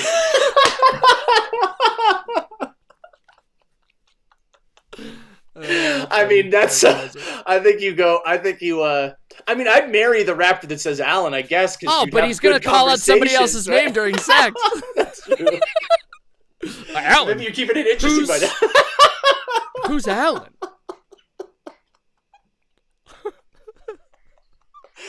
Yeah, that's true. But then you have like cute little like esophagus whistles that are like your sweet little thing. That is, oh my god, that's so funny. I was you gotta marry the T-Rex because by the sixth movie, the T-Rex is like a very nice likable character. Guy, like just it's got beautiful eyes. Friend who's always there for you in your most dire moment. Knows what you need. Is really caring. That oh my god, I had I had another thought. Oh, it was the sidebar thing that we did. We do this as like a little bonus riff that we got into in the July 6th Park video we'll release in the deleted scenes. But I want to kill whatever led to this plot point in Dominion. Spoiler, it's not a huge spoiler in Dominion, but there's these raptors that they've got in there that are super cool. These Euro raptors, these like super highly trained super raptors. Fun idea. The way they get their targets, though, is that someone has a triggered little thing that they shoot a laser pointer. Lady from Severance. Yeah, the lady from Severance picks someone that they want as a target, shoots this, or tags them with this laser pointer. Then Raptor's like, on that target, not going to give up until they kill it, right? The thought here is, cool, you're using this laser pointer to want that person to be dead in the movie. Why don't you just use the gun? You're pointing. You need to get a like lock on, and then go. Yeah. So that I feel like those Euroraptors, I would say like I don't know, get rid of them, or like make them replace them with cats that follow laser pointers or something like that. That was mainly my laser pointer was established in the Jurassic World live arena show. Oh well, if it's canon, if it's.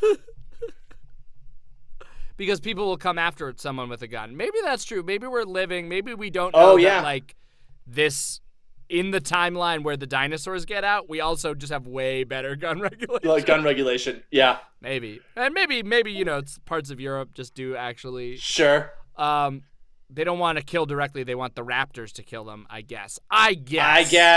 There's like, then there's like plausible deniability. But they don't. Literally none of the raptors kill anybody. It doesn't work once. It's a bad plan.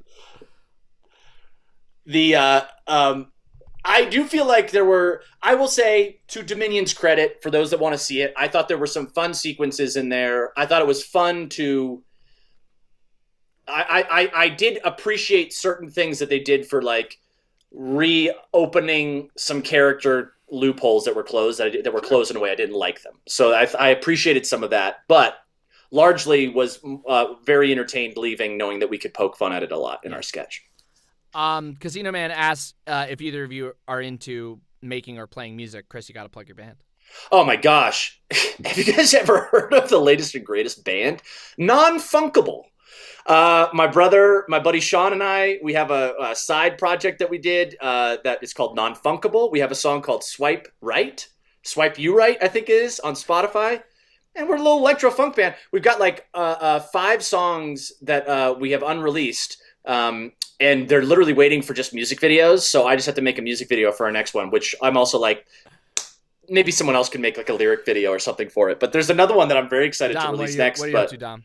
Yeah, exactly. Please. The next song, spoiler alert, Hat Glasses Party. Oh, that's got to be. I mean, I love Swipe You're Right, but when I heard them all, the Hat Glasses Party was the single for me. I mean. Yeah, okay. So check it out. Non-Funkable.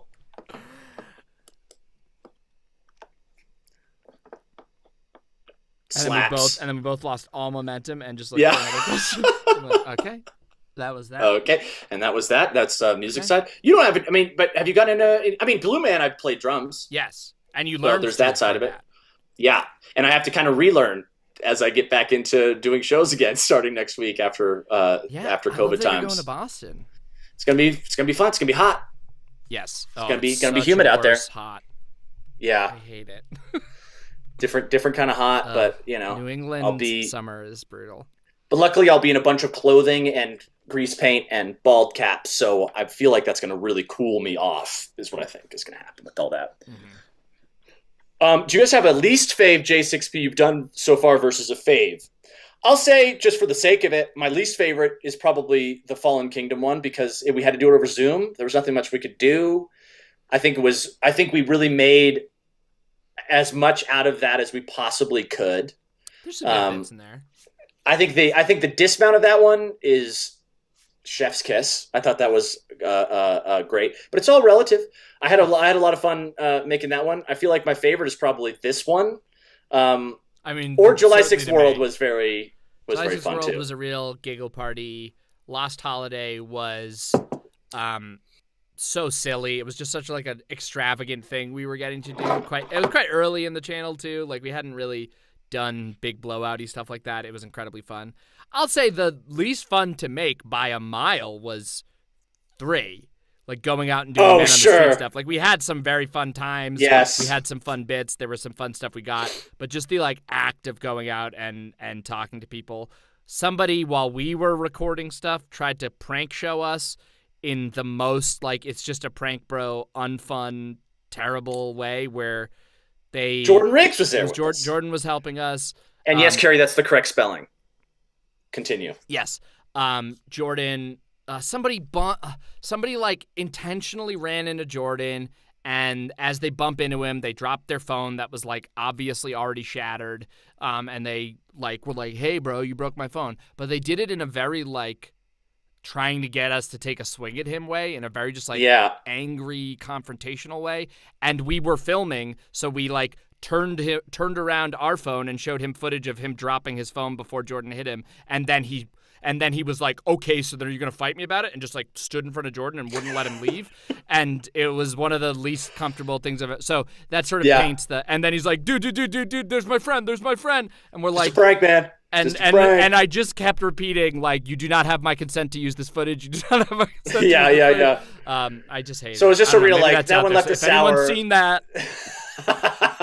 No, I don't think we made that cut, dude. We would not be fun. We would not have been fun. We would not have made the cut. We would not have been edited. I was worried we were gonna, because like them getting us while we were trying to film another thing, I think was probably very like funny and meta to them, and then us like having footage was probably also still funny. But Jordan did not swing on him, and I hated it. Yeah. So that was probably part of it. That's true. That was only possible while shooting that sketch. I mean, I guess that could have happened to us in a way. It would have been really weird. Yeah. I know Jack does a lot of voice acting. Chris, have you ever given it a go? Is it something you'd be interested in? I haven't really given it a go. It's outside of our stuff, but I'd obviously be interested in it. I feel like, though, that's certainly Jack has lived in that world, is an expert in that world, has proven, too, in subtle ways that maybe he's not even aware of. Like, definitely this most recent, the Julysixth World Dominion thing we made, like, Jack took the first swing at he wrote the like helicopter argument portion that was just based off of physicality and movements and stuff. But literally, like, you can look at it and like the syllables and the inflections and the things are like sold, but he wrote the dialogue to movement, so I can tell there's like a subconscious level of voice matching picture stuff. I love ADR. I love recording ADR, and am such a dirty little asshole about it watching movies. I'm like, that's ADR, that's ADR, that's ADR. Yeah. You fucking snuck that in because you didn't think that you had enough exposition for the scene, so that's ADR. You place that line, you back's turned for that, and I'm like so annoying about it to myself. Yeah. Like I've ruined so many scenes. And I will say, by the way, the World films, the Jurassic World films, are some of the most egregiously ADR movies. Like they must, like, the notes process on these movies must be so excruciating because they clearly like decide that things don't work constantly. Every scene is weighed down with ridiculous amounts. We were even getting to a point where we're kicking around a sketch potentially about getting stuck in a world where it's off-camera ADR. So there's a scene, and anytime that you're not on camera, you're giving all this expository language, and it cuts back to you, and you're like, why am I saying it only when I'm not on camera? ADR stands for additional dialogue recording. It's actually automated dialogue replacement. I don't know why it means that. Interesting. But hey, I learned something. How about that? But ADR is basically like going back in and replacing dialogue. It happens all the time in everything. So when you say, like, why is it so noticeable? You're noticing the noticeable ones, right? It's noticeable when it's bad, but it happens constantly and stuff. And there are some things that are built to do, like for animation, there are things that we, like, you pre-lap and record all the dialogue, but then you wait till they've animated it and go back in and add things like combat noises and stuff like that. So there's some stuff that you always plan on doing ADR. There's some scenes in movies that going in, you're going to have to ADR it because you're shooting in front of an airplane, or you're doing something where, like, the sound, the in-picture sound isn't going to be usable. So you're going to have to go back in and replace stuff.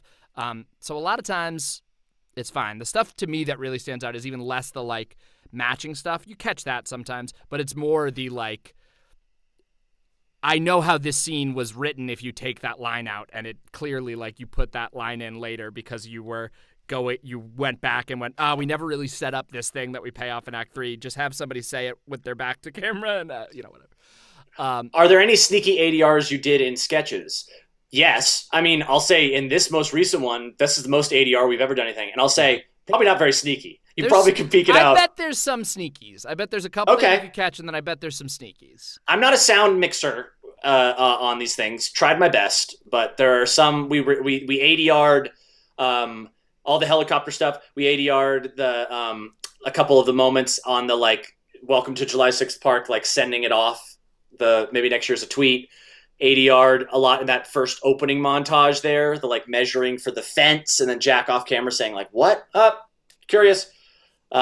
Shoot her from the movie ADR. That one, I think that one sneaks. Yeah. My explanation of these are the Alan Grant trees as we're in the golf cart, that's ADR. So, yeah, there's some stuff in there. The helicopter fully, and the pilot and the whatever, that's just, there was no sound. We weren't getting sound off of these. That was all ADR. Suddenly I really want to see a meta sketch about ADR. It's genuinely a thing we've tried to figure out how to write, and we haven't found it yet. We'll keep. I feel like the key we'll have to figure that out. I mean, that's a good Chris Reinecker collab, to be honest, because the last time we did the collab with him was the continuity errors. So if there's something also in, like, a filmmakery awareness world that could be fit. How many takes do you guys usually take for lines? In every single sketch, especially July 6th Park ones, you make the dialogue sound fluid and real, wondering how you do it. These, I feel like the July 6th Park, what we'll do with the July 6th Park ones, at least, is, like, we'll usually play out the whole scene. So it will flow because we'll know the script, and then you can kind of tell when the other guy is, like, trying a thing, and you go along for the ride. And then you kind of click back on, and then you go off on another little tangent, and then you click back on.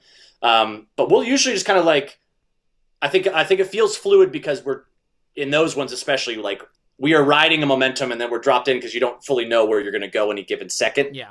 But then other sketches we really like. We'll both be very free because we have just written the scripts and know exactly what we want them to be. We'll be very free with like little rephrases to make it feel more comfortable in the mouth for this thing. So there's a lot of that. But also like those sketches are definitely written to be hyper conversational, and so in scripting there's a lot of little as written little fumbles and talkovers, and we like that little flavor, and so we try to build that into stuff. Very Jeff Goldblum. Yes. And then Thank you, Brian. Thank you, Brian. Thank you, Brian. Been a fan of Julysixth Park since the very first one. Thanks for birthing this to the world. Thank you, Brian, for continuing it in the world.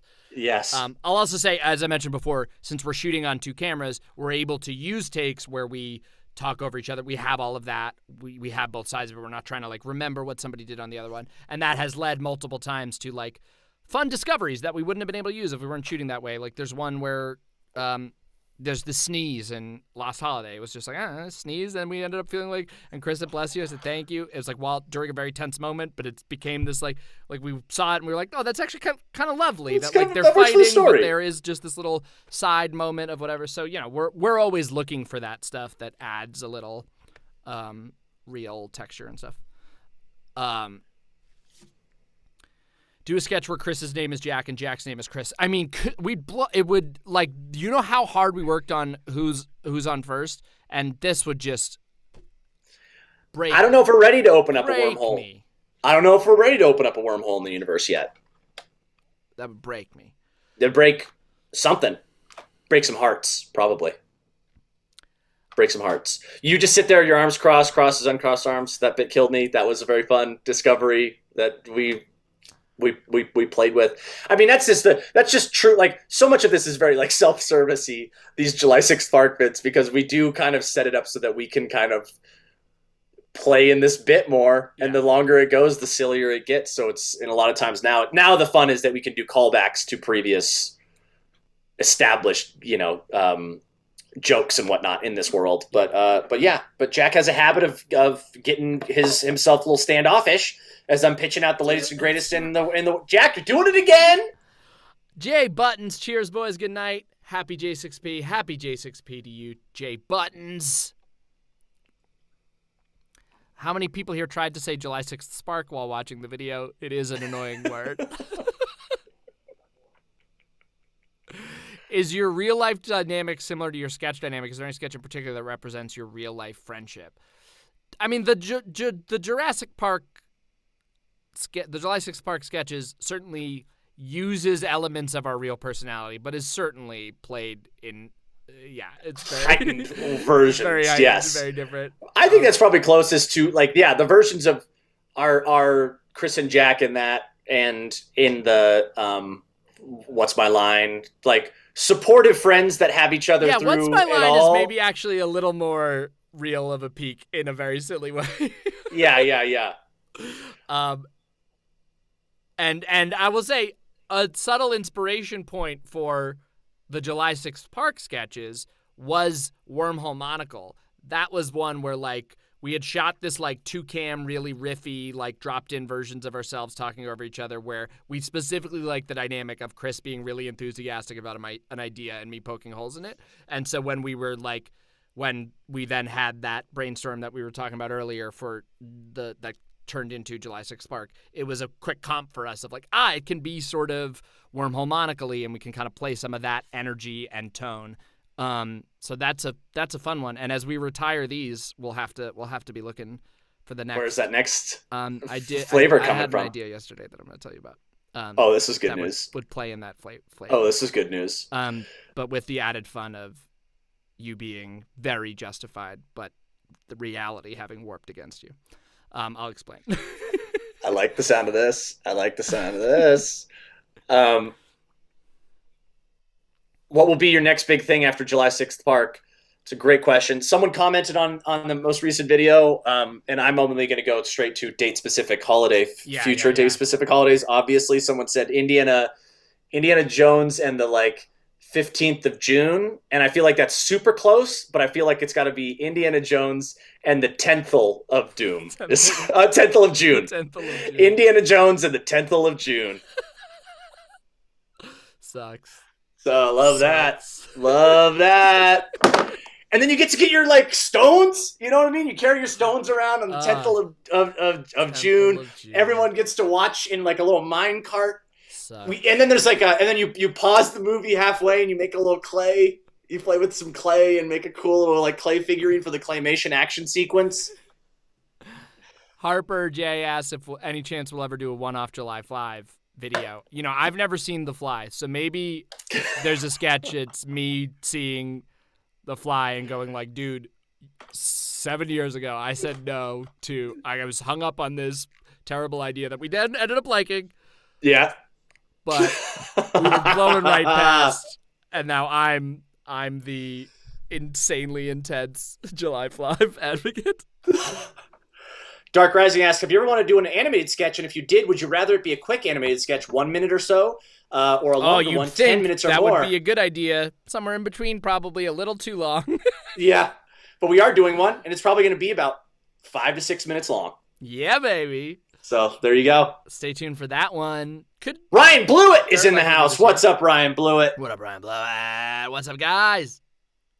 Ryan, fun fact, produced a movie that Jack and I acted in.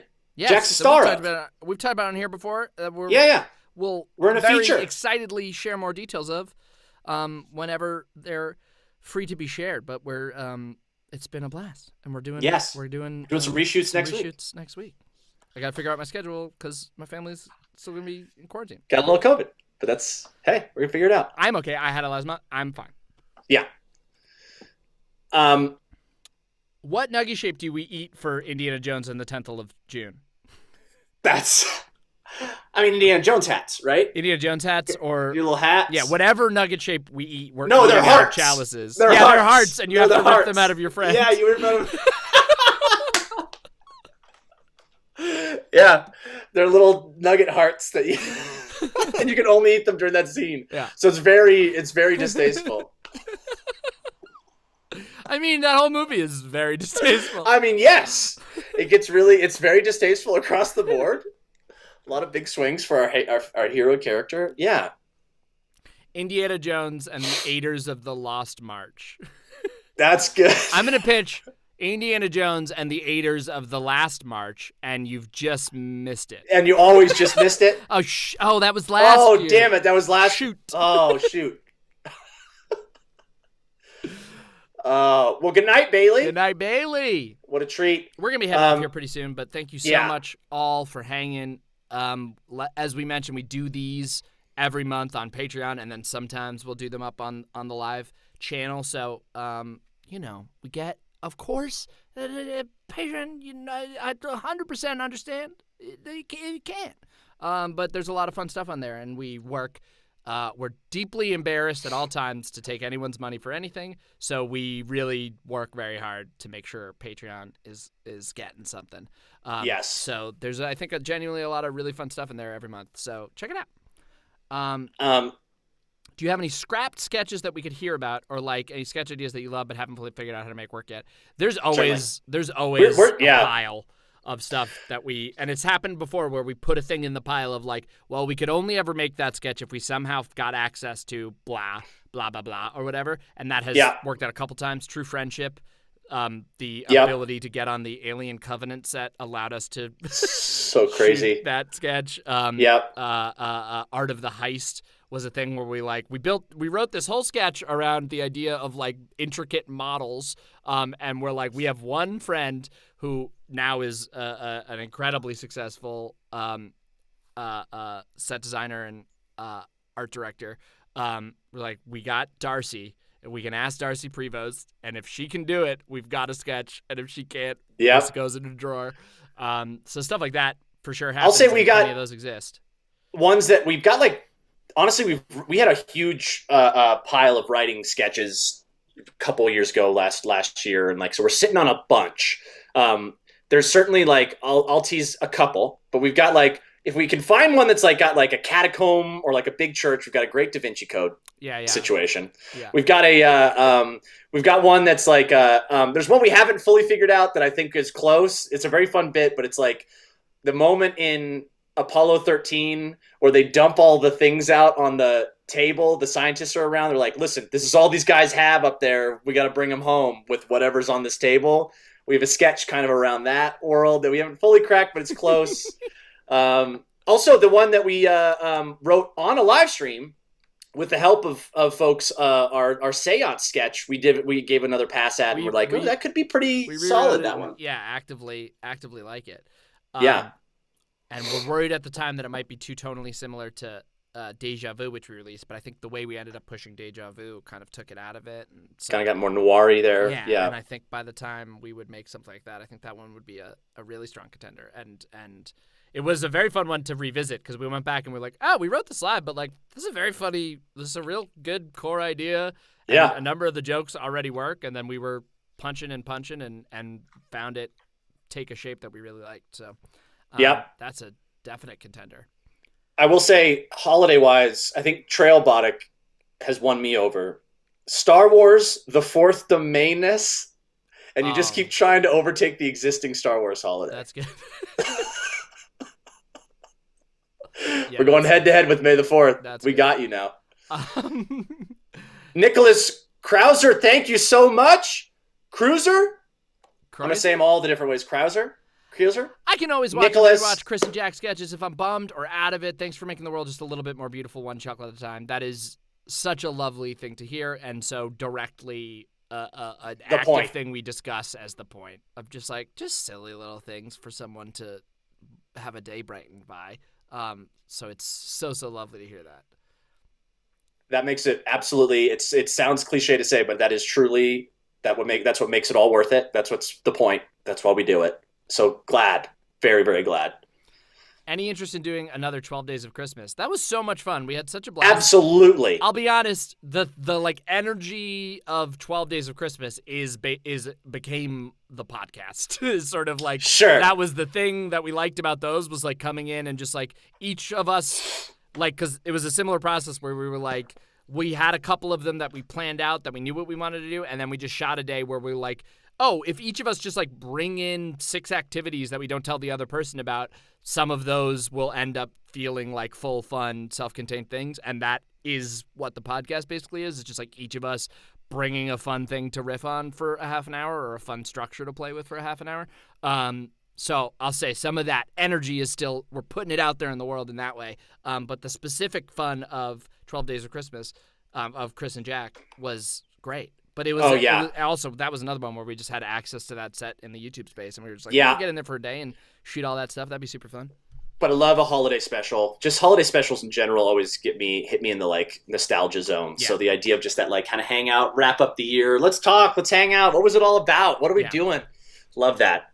The May 6th for The Matrix. Strong pitch. Strong pitch. I love that it's 2 days after another major holiday. I love that we always do something that's just like, Well, one. Oh, you're counting Star Wars. May the 4th. Cinco de Mayo. Got it. Oh, yeah, sure. Yes, so I guess, right. Girlfriend, huge Jurassic fan. Julysixth Park helped out a lot today, so thanks for starting the whole thing and making all the content you do. Fantastic. This is what we want. Did you just catch a moth in your hand? I really thought I just caught a fly in my hand on camera, and I was going to be so proud. And I should have just like crumpled it and thrown it below and taken all the credit. Oh, that was so close. Yeah, we wouldn't have been able to tell. At least on my side, definitely wouldn't have been able to see because you got all the... Wow. Holy shit, I really did. Confidence.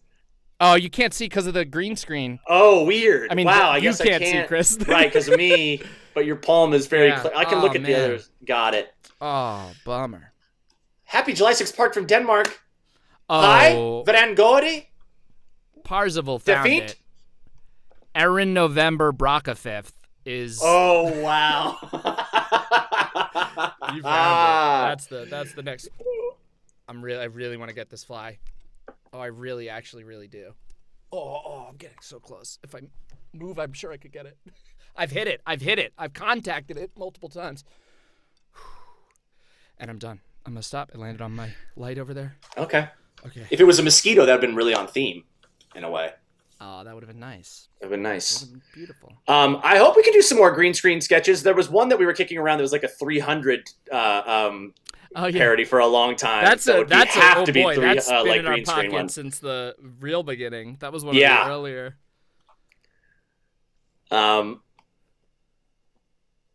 November to ending story. November's ending story. Ja. Det går fint. Det går fint. Skal vi spise hindbærsnitter og æbleskiver, tak? I know what those words are. Yeah. Just food items, you know? I know food items. Oh my god, I've hit it so many times! The May 6th, 10th of June-itions. Oh my god. All right. I feel like the moment that Jack is now just kind of... Have a stream. Have a stream. All right, chat. okay. You're speaking friggin' Danish to people. What about Yeah, no. It's behind Bar my one mic. no I'm gonna ye. wait for it. Thank you so much. Your sketches made some tough years a tiny bit better. Thanks for doing what you do. July 6th forever. We agree. It's great to hear that this brings joy, because it certainly brings us joy making these, and the fact that we have an excuse to be dumb and silly, and that y'all will enjoy that journey makes it all worth it. So thank you, and thank you for contributing to help us make more of these things. Also, the one we're going to be making next, I'm pretty excited about. This one that we're probably going to premiere at Buffer, but it's like a we may or may not also. Oh, this is a thing. I don't know if anybody out there is able to make like really 8-bit video game interfaces, like kind of like old kind of like Bust a Move, you know, like the game with like the bubbles and you shoot them. Like, do anybody out there know how to make like a game that anyone could play if we put it on a website? Basically, it could be janky, it could be like very low res, but that's a thing that we're really. If you wanted to collaborate with us, collaborate with us on that thing, that might be factoring be into this next sketch, because we'd love to do the sketch and then have also a video game released in tandem with it. So if that's anything that someone might have interest in or knows someone that does something like that, shoot us a message, DM us on Twitter or Instagram or something like that. I'm with you, Catherine Bick. Honestly, I just really hope Jack catches that fly. I'm going to say so far, fly 1, Jack 0, because you knocked your whole curtain down. I gotta go. I'll say on this, if this was happening yesterday, July Fly would have really been on theme. Man. Did you just rip the... Yeah, I fully actually broke my friggin' thing. I did get the fly. Hey, you know, the fly, though, it goes down swinging. I love that. It took down my recording booth. Wow. But it paid for it with its life. Oh, my God. That sucked. But now, in a way, your public accountability thing, you're going to have to restring those curtains while you're up there. Yeah, it's true. But those were the one. That was the one that was supposed to be able to stay. Actually worth it, yeah. Yeah. Worth it. I don't think I just pulled them down. I think a couple of those I think they probably broke. Snapped. Okay. Yeah. I don't have a record in here till next week, so I should be okay. You're fine.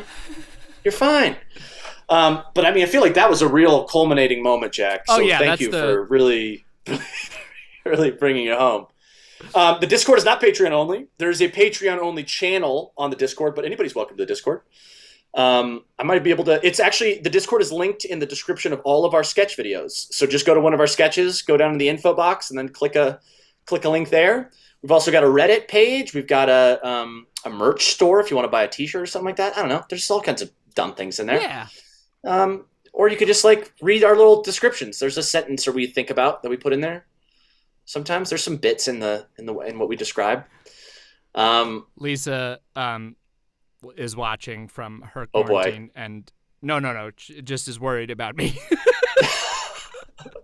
That I have fully descended into madness. Got it. Now you've just slotted it flies. It's been a stressful couple of days, sure. And I maybe took it out on the fly. And my recording booth both paid the price.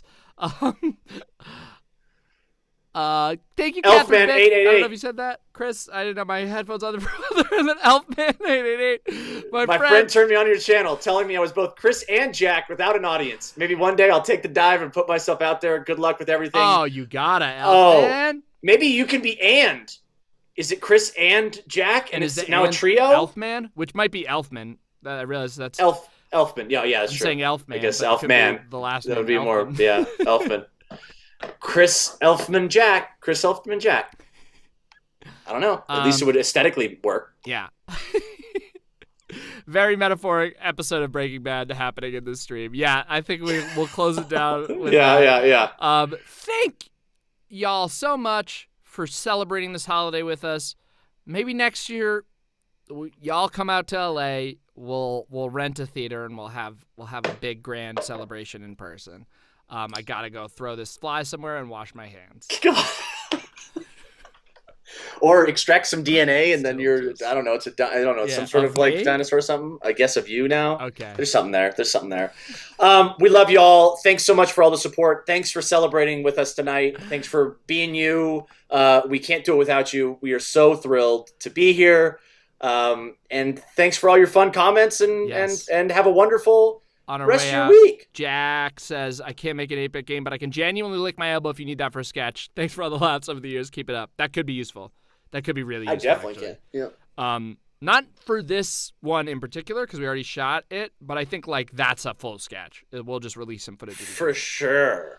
Will we have more July 6th Park streams? I look forward to this every year. Listen, this is a series finale of the video series. This is legitimately like now the real beginning of us just actually trying to celebrate this holiday and make it a thing. Now we're just free. Now we're really doing it. Spend all our time actually promoting a fan holiday. Yeah. For a thing that we like about 1.5/6 of. You're talking about the film franchise. The film franchise scale. Yeah. Sure. We like if you were to take moments, most of 2, and then it's could pretty much leave the next. We'll be able to always like pick and choose, and it's like 3 total movies. I think is what we like, but just like the third movie is a highlight montage. Yeah. All right, we're gonna call it. Thank you so much. We love y'all. Happy July 6th, Park. We'll see you next year for this, but we'll see you many times before then with some sketches and some content all over the place. And go check out the Patreon. And go kiss a raptor that calls you Alan and have a great time. Love you. Welcome to July 6th Park.